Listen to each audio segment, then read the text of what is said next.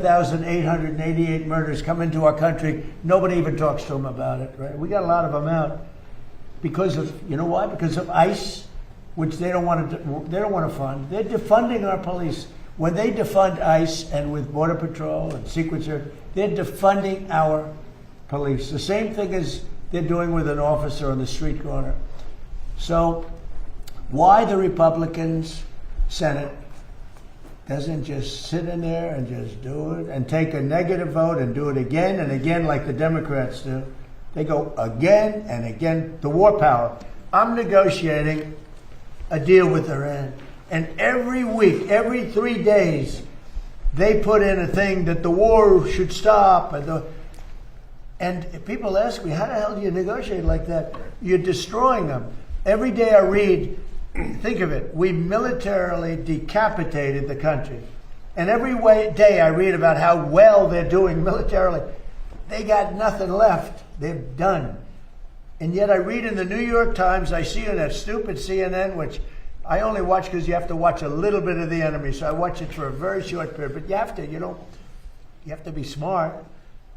And if you see CNN, you think they're winning the war.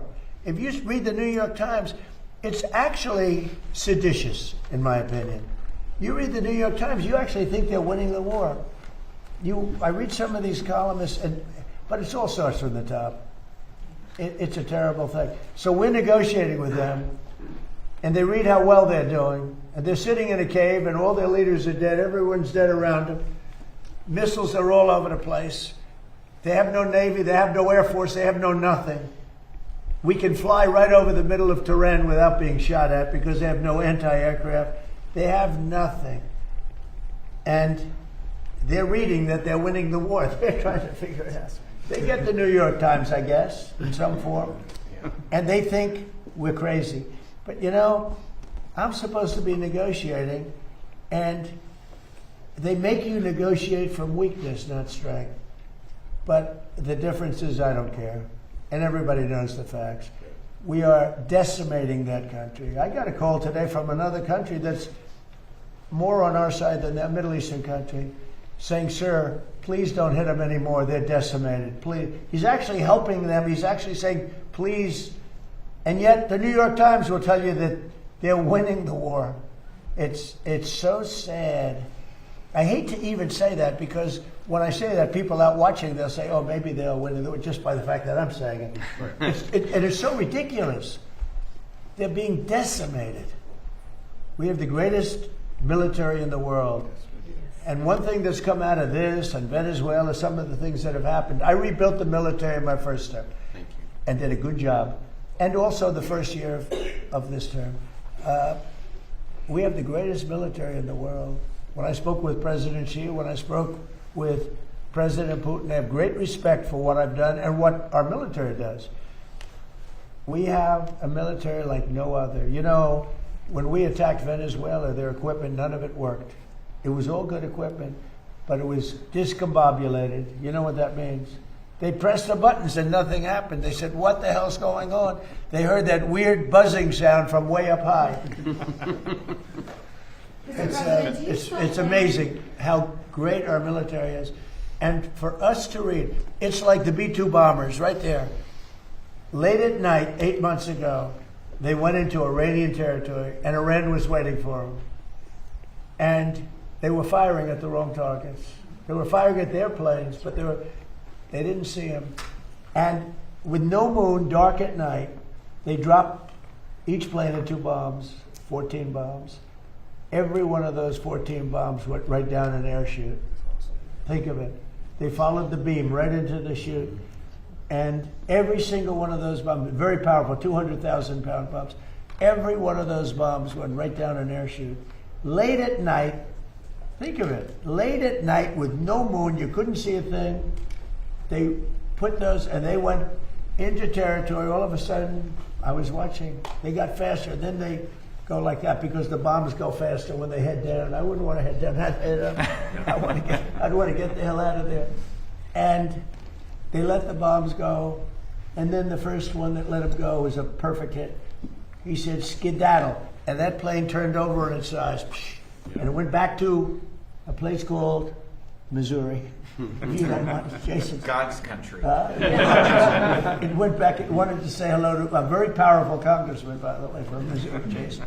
So every one of those bombs, and yet before they landed, CNN came out with a report that maybe the damage wasn't that great.